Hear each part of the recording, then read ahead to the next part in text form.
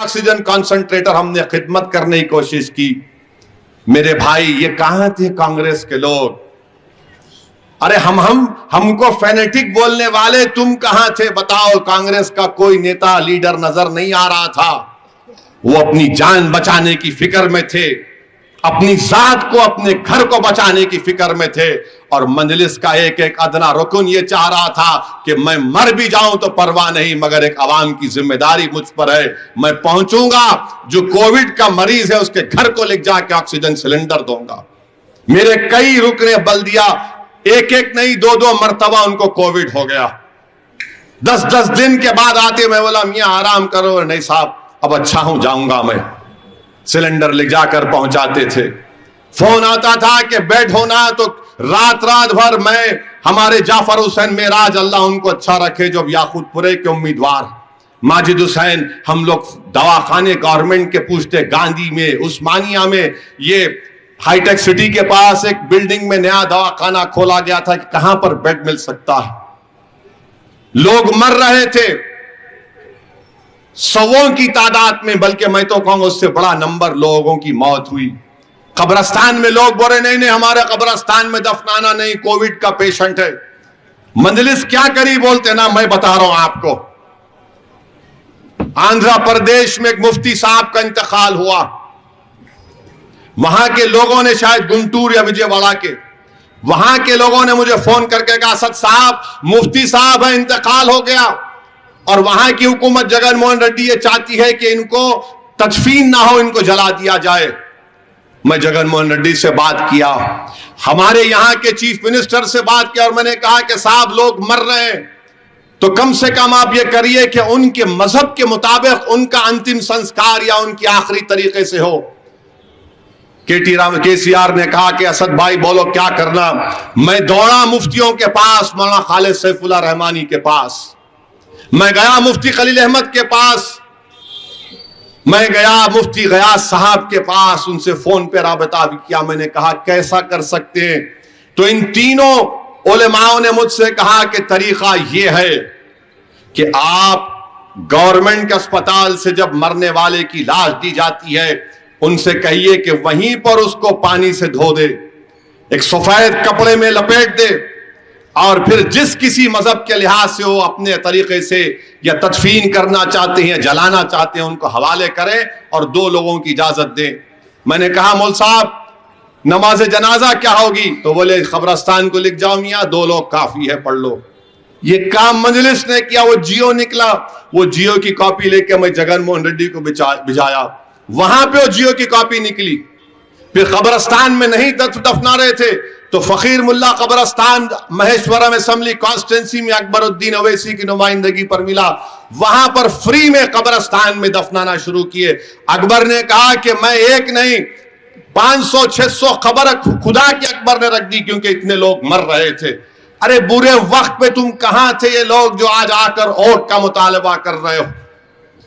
जब सरजमीन हैदराबाद पर सन्नाटा था, गरीब जो छोटा मोटा कारोबार करके अपना पेट भरता था, कौन उनके घरों में जाकर फूड का रेशन किट देता था? क्या कांग्रेस वाले देते थे?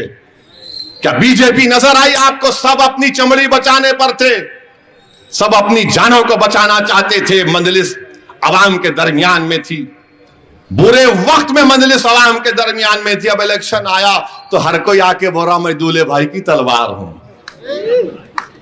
अब मैं दूल्हे भाई की तलवार हूं। जब तो नजर नहीं आए, जब तो बैठे हुए थे कि नहीं नहीं अगर मैं निकलूंगा तो मुझे कुछ हुआ तो मेरा कुत्ता मर जाएगा घर का, क्योंकि कुत्ते का नाम भी तुमने क्या रखा है। मेरे भाई, ये मंजलिस का काम था और मंजलिस काम कर रही है। इसको हरगिज ये मत समझिए कि मैं एहसान जतला रहा हूं, बता रहा हूं आपको नहीं, उन लोगों को बता रहा हूं जो आज हमसे इलेक्शन में मुकाबला करने के लिए आ रहे। जो बात करेगी बोलते मंजलिस भड़काऊ भाषण देती, मंजलिस हिंदू मुस्लिम करती। अरे कोविड के दौरान में कौन हिंदू कौन मुसलमान था? सब मर रहे थे, सबको ऑक्सीजन की जरूरत थी। तो क्या हम देख रहे थे जफर माजिद हुसैन, इसका नाम मुसलमान है, इसका नाम हिंदू है? अरे पहुंचाओ, मेरा मकसद था जिसको मिलता है 2 ऑक्सीजन ले जाकर। मेरे भाई, ये काम मंजलिस ने किया है। ये आपको फैसला करना है। और फिर अब इलेक्शन आ गया तो आजकल फैशन बना हुआ है, ला रे मियाँ एक 4 वाइट शर्ट ला ले, जरा पहन के निकलना है। ऐसा दिखता है कि दूल्हे की शेरवानी बना के निकल रहे, एक 4 वाइट शर्ट ला लिए, मैं आ गया, अस्सलाम वालेकुम। ये क्या है? ये मजाक है? ये सियासत ये नहीं है, अवाम की खिदमत ये नहीं होती है। बस मालूम हो गया 6 महीने इलेक्शन को ही निकलना शुरू हो जाते। हल्लू एक फेसबुक लाइव में करा, वहां पे कुछ बोल दिए। मजलिस साल के 12 महीने, हफ्ते में 7 दिन, जिसमें से 6 दिन दारो सलाम में बैठकर अवाम की खिदमत की जाती है। असेंबली में लड़ती है मजलिस आपके हक के लिए, आपके हुकूक के लिए। आज मजलिस को इसी वजह से आपका इत्मीनान और आपकी मदद मिलती है। तो मेरे अजीज दोस्तों और बुजुर्गों, मेरी आपसे गुजारिश है कि आप मजलिस के हक में अपने वोट का इस्तेमाल करिए। और हमको कहा जाता है कि हम फिरका परस्त हैं। मैं पूछना चाहता हूं कांग्रेस के लोगों से, मध्य प्रदेश में कमलनाथ इनका साबिका चीफ मिनिस्टर है, अब चीफ मिनिस्टर बन सकता है मध्य प्रदेश में।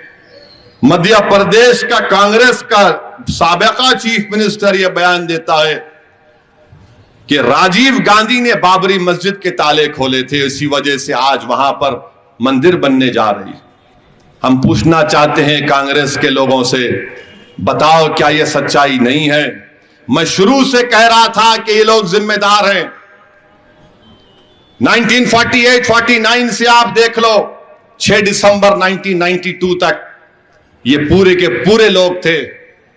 कमलनाथ ने वही बात कही जो मैं कह रहा था। मैं पूछना चाहता हूं राहुल गांधी, क्या तुम्हारे वालिद ने ताले खोले थे? नहीं खोले थे।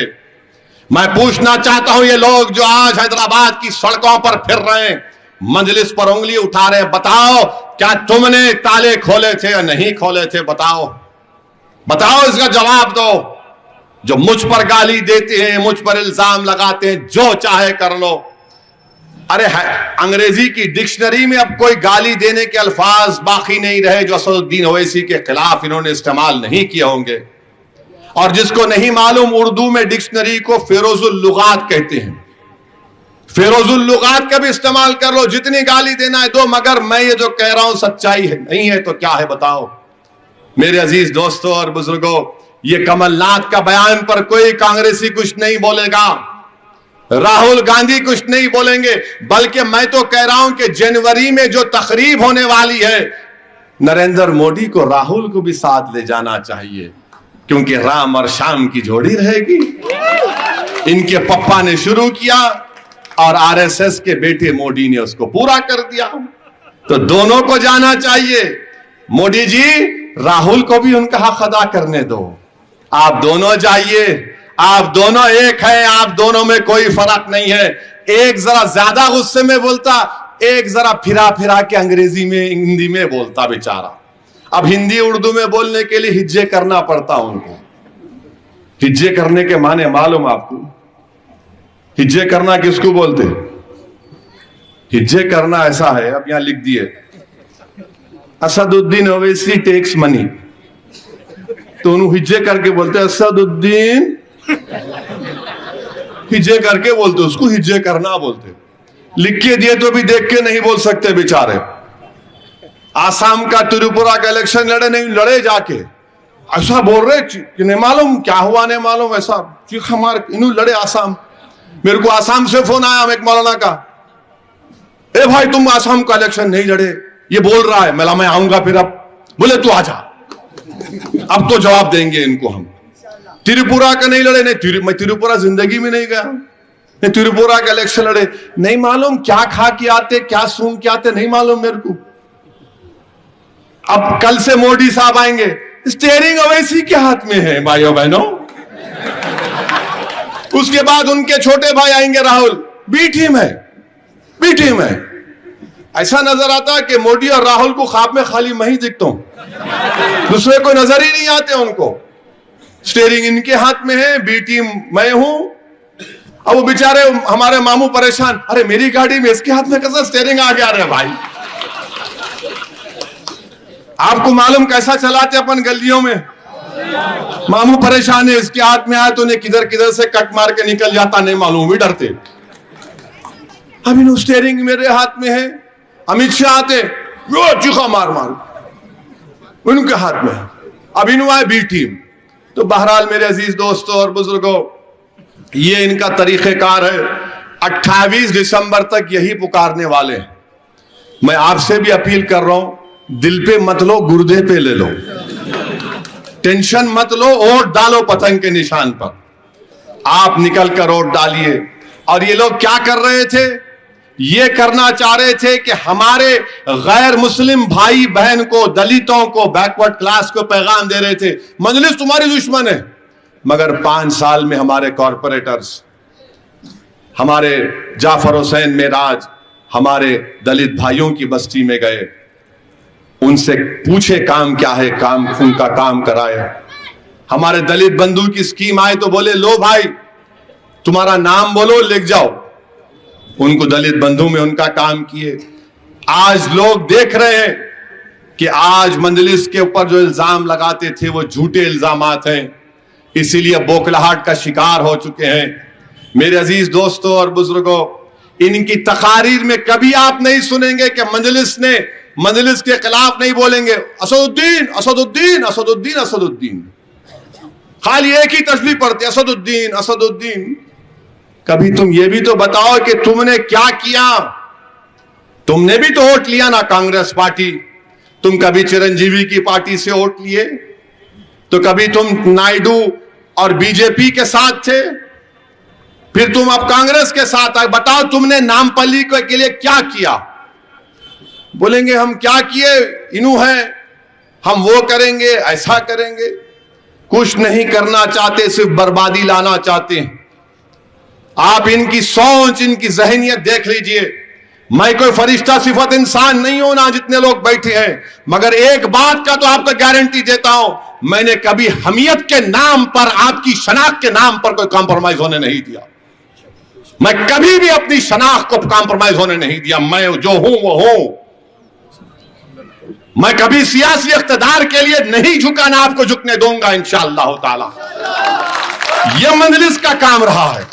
तो इनको यही चाहिए कि आपकी शनाख्त को खत्म कर दिया जाए, आपकी हमियत को खत्म कर दिया जाए, आपके नाज और फख्र की चीजों को मिटा दिया जाए। यह इनकी सोच है। इसीलिए मेरी आपसे अपील है मेरे अजीज दोस्तों और बुजुर्गों कि आप इन चीजों का भी गौर करिए। डेवलपमेंट का काम आप देखिए कि जिस जलसेगाह में, अतराफ में, वजीर रेजिडेंसी में, वीडीसीसी रोड श्री राम नगर में 50 लाख की डाली गई। कांग्रेस वाले बोलेंगे ना इस बारे में। अल शुकूर बंजारा होटल 1 करोड़ 1 करोड़ की वीडीसीसी रोड, इरखान की दुकान 27 लाख की सीसी रोड पड़ी। आपको मालूम इरखान हुआ तो क्या होता मालूम?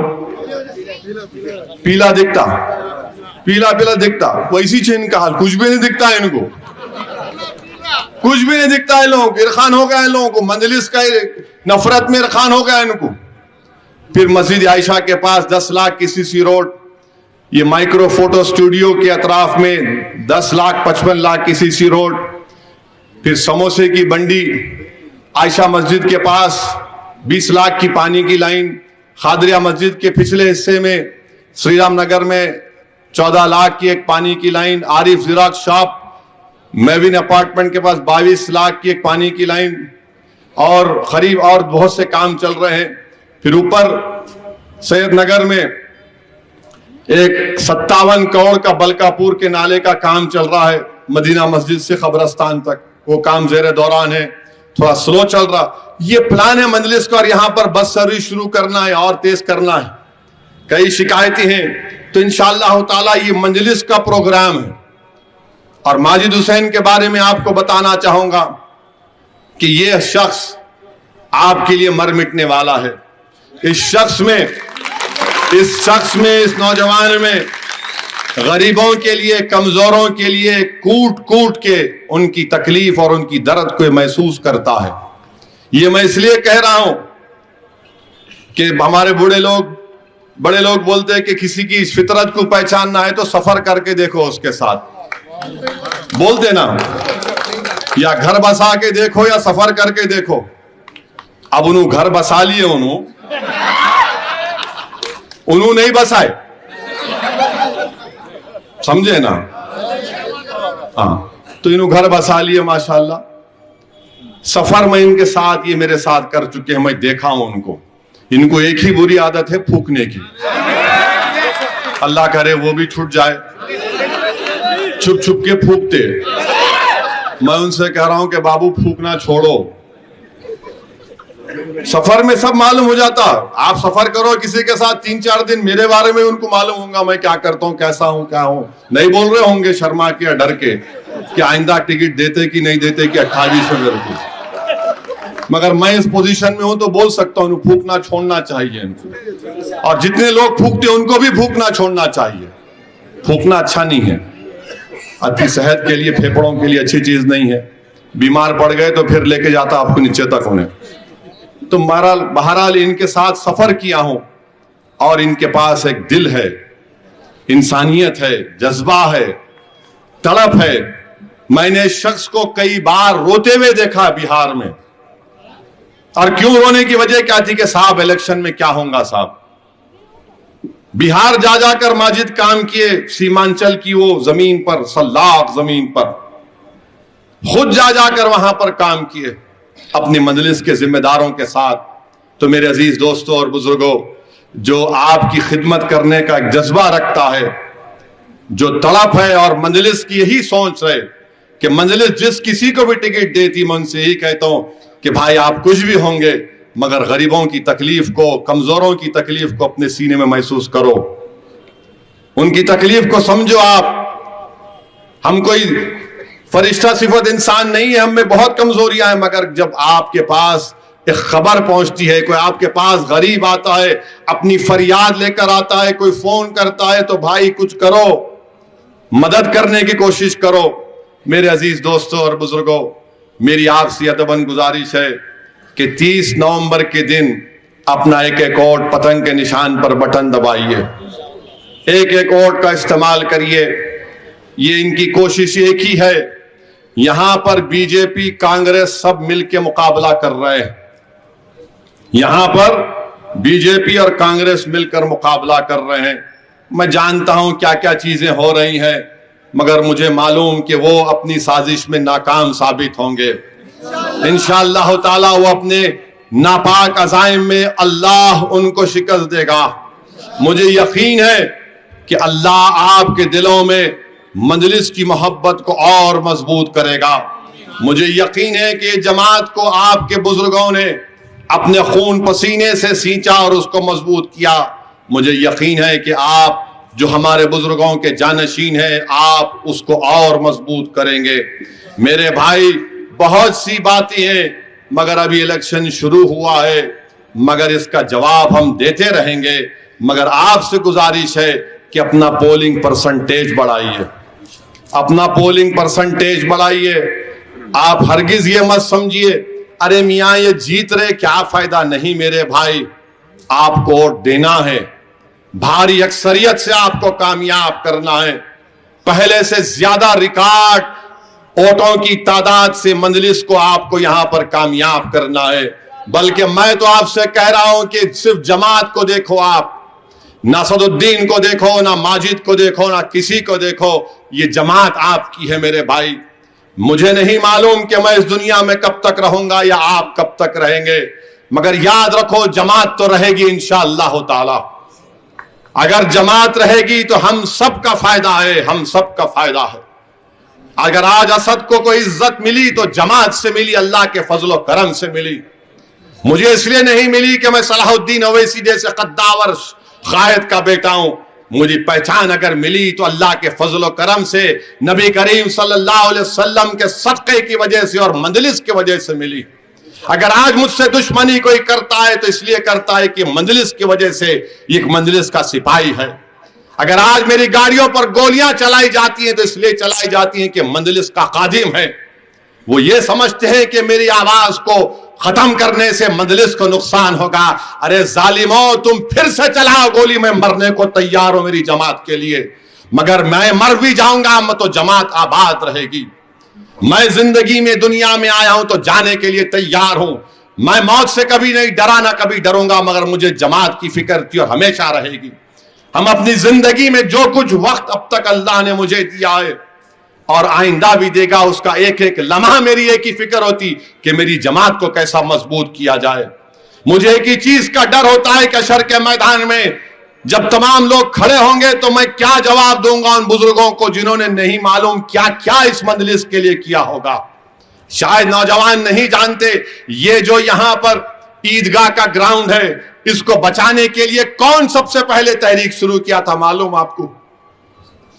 बुजुर्गों को मालूम होगा, मरहूम इस्माइल जबी साहब। वहां पर आकर इस्माइल जबी साहब सो गए थे, कई कई दिन तक सो गए थे उस ईदगाह को बचाने के लिए। ये मजलिस के इस्माइल जबी साहब थे रहमतुल्लाह अलैह, अल्लाह उनकी मग़फ़िरत करे। मेरे अजीज दोस्तों और बुजुर्गों, ये आपकी जमात है, ये आपकी आवाज है। आप सिर्फ जमात के नाम पर मजलिस का कोड दीजिए। शख्सियतें आएंगी और चले जाएंगी। असदुद्दीन ओवैसी भी इस मट्ठी में घुल जाएगा, मगर जमात को मजबूत रखिए। इल्जामात लगते रहेंगे, बहुत बातें की जाएंगी मेरे बारे में। आ रहे हैं मोदी जी और ये भी आएंगे, सब लोग सिर्फ एक ही दीवाने का नाम लेंगे। मैं सबके लिए लैला हूं, सब मुझसे मोहब्बत करते हैं, मगर कोई फर्क नहीं पड़ता। जितना बोलना चाहे बोल लो। अखबारात में बहुत गलत बातें लिखी जाती हैं, झूठे बातें लिख दी जाती हैं। आज दिन भर से न्यूज चल रही, मुमताज खान जा रहे, अरे पठान का बच्चा है, वो नहीं जाने वाला है, ये दूसरा जाएगा। जा रहे, मेरे को मीडिया वाले बोल रहे, मैं क्यों, आपको कैसा मालूम? नहीं हम सुने, मेला बहुत सुनते, इलेक्शन का जमाना है, चील उड़ी तो भैंस उड़ी बोलते, तो मालूम मेरे को। जा रहे, कोई नहीं जाने वाला है। मुझे यकीन है कि सब अफवाहें फैलाई जाएंगी, कुछ होने वाला नहीं है। दुश्मनों की एक चाल है, अब बैठ के कुछ एक छोड़ दो सोचा, अब अपने लोग 2 घंटे, क्या साहब कुछ ऐसा है क्या? अरे मैं बोला भाई साहब कुछ होगा नहीं, कुछ भी नहीं। अच्छा फिर हमारे ये जो कांग्रेस के बीजेपी के लोग हैं, आप जो है ये नाम दिए और आपके साथ में आप 6 हलकों का नाम दे दिए। एक बहादुरपुरा बाकी है, जुबली हिल बाकी है, राजेंद्र नगर बाकी है, आप किसको देंगे? मैं बोला मेरी मर्जी, पार्टी का फैसला होगा। नहीं, आप अभी तक इसमें खवातीन को नहीं दिए। मैं बोला मेरे पास वुमेन कारपोरेटर है, मोहतरमा यास्मीन सुल्ताना साहिबा हमारे साबिका बल्दिया भी हैं, देंगे उनको इंशाल्लाह, एक वक्त आएगा तो बराबर देंगे। हमारे भाई की बेटी सैयदा फलक भी तकरीर किए, बोला वक्त आएगा सबको आएगा। फिर उसके बाद बोले आप क्या गैर मुस्लिम को भी देंगे? बोला मेरे पास कारपोरेटर राजमोहन है। अमित शाह आके 4 मीनार करने खड़े हो गए, राजमोहन को हराऊंगा। योगी आए यूपी से, 4 घंटे सदका फिरे पुराने शहर में, राजमोहन भी जीता, हमारा स्वामी यादव भी जीता कारवान का। राजमोहन 4थी मर्तबा का पुराना पुल का कारपोरेटर है। राजमोहन जिस दिन अमित शाह मेरे को फोन किया, घासी बाजार से हमारे गौस, बोले साहब आ रहे हो? अरे वाला कुछ नहीं होता भाई साहब, फिक्र मत करो, 4 मीनार अब बाकी जगह है, वहीं आ रहे हो, कुछ नहीं होता। आए उन्होंने, कुछ नहीं हुआ। अब हमारे मीडिया के लोग को मैं बताना चाह रहा हूं कि राजेंद्र नगर से मजलिस का एक 22 साल पुराना रुकन है, कितना 22 इयर्स ओल्ड, साबिका रुकने बल्दिया, उसका नाम क्या है? बी रवि यादव राजेंद्र नगर का कैंडिडेट होगा इंशाअल्लाह ताला। अब आप बताओ आप क्या करेंगे? अब आप बोलेंगे ये क्या चाल चल दिया रे भाई तू? चाल चलना हमको भी आता, हम भी सियासत कोंचम सीखे सालार के पैरों के पास बैठ के। पूरा लूडो खेले, लूडो कोविड में खेले होंगे ना, कैरम खेले, कैरम में आखिर में क्वीन को बिठाते ना, अपन चूड़ी को बिठाते, बोलते देखो वैसा खेलना। अब पहले ही सही कर दिए तो नहीं होता ना। तो अब हमारा रवि यादव राजेंद्र नगर से हमारा उम्मीदवार है। अब मैं ऐलान कर दिया, आप देखो इनमें इतनी बेचैनी शुरू हो जाएंगी। मामू के पास भी बेचैनी, राहुल के पास भी बेचैनी, मोदी के पास भी बेचैनी। ये क्या हो रहा है मेरे भाई? थोड़ा हम भी सियासत जानते हैं, हमने भी तैयारी की है, नामपल्ली के लिए हो, जितने हमारे हल्के जात के लिए हो। हम कोई हाथों में मेहंदी लगा के नहीं बैठे हैं, हम जानते हैं, पूरा हर चीज को जानते हैं। और हम उसकी तैयारी अब से नहीं 8-9 महीने से कर रहे, हर चीज पे सोच के कर रहे तैयारी, हर खाने को बंद करने की तैयारी हम कर रहे। अब इनको समझ में नहीं आया तो कोई बात नहीं, शहर मेरा, गली मेरी, घर मेरा, दिल भी है मेरा। अब कोई आज मीडिया के लोग बोले ने राहुल गांधी ने कह दिया कि ओवैसी के लिए कांग्रेस के दरवाजे बंद है। मैं बोला मेरे से कहीं को पूछ रहे आप? नहीं, उन्होंने ऐसा बोले। मैं बोला उनको कुछ नहीं मालूम, हम क्या बोलते ऐसा बोले तो? बोले क्या बोलते? बैगन को बोलो। बोले वो क्या है? मतलब बैगन को बोलो। अरे इसका समझाओ आप। मेरा नहीं समझा सकते हम भी, ज्यादा कोई बोला तो बैगन को बोला जाता, भाग यहां से, चल दरवाजा बंद है। अरे धीरे दरवाजे पे थूकता हूं मैं। अल्लाह का दरवाजा हमेशा खुला है, सुबह क़यामत तक खुला रहेगा। तेरे दरवाजे पर कोई नहीं आएगा। अल्लाह के दरवाजे पे जाके भीख मांगने वाले का नाम असदुद्दीन ओवैसी है। आका के दरवाजे पर जाकर भीख मांगने वाले का नाम असदुद्दीन ओवैसी है। अहमदनगर के हर घर पर जाकर, अहमदनगर नशेमंद नगर के हर घर पर जाकर, नामपल्ली के हर घर पर जाकर, चाहे दलित का हो, हिंदू का हो, मुसलमान का हो, जाकर बोलना कि मंजलिस कोर्ट तो मेरा घर है वो। अरे तेरा घर तू आबाद नहीं, तेरे घर पे मैं क्यों जाऊंगा? अरे दरवाजा बंद है। अरे तू लाख दरवाजे बंद कर दे, अल्लाह का दरवाजा तो जब तक जिस्म में रमक बाकी रहेगी खुला रहेगा। मुझे तेरे दरवाजे से कोई उम्मीद थी ना, कभी रहेगी उसके दरवाजे से उम्मीद। आके दरवाजा बंद है। अरे बंद कर ले, तू भी अंदर बैठ, अब थोड़े दिन में बैठेगा तू। दरवाजा बंद है? अरे क्या बात है? क्या ये क्या आप क्या राजा रजवाड़े हैं? मेरे दरवाजे बंद है महल के। अरे बाबू, महलों को उजाड़ देने वालों का नाम मजलिस इत्तेहादुल मुस्लिमीन है। दरवाजे बंद है, दरवाजे बंद है। अरे काहे के दरवाजे? दरवाजे के बंद कर लो, कुछ भी कर लो। कौन तो घरों में दरवाजे बंद करके रहता? हम तो दरवाजे खिड़कियां खुली रख के सोते। दरवाजे बंद है? अरे बंद कर ले दरवाजे, तेरे दरवाजे की क्या फिक्र मेरे को। गरीब का दरवाजा खुला है, गरीबों का दर खुला है मेरे लिए।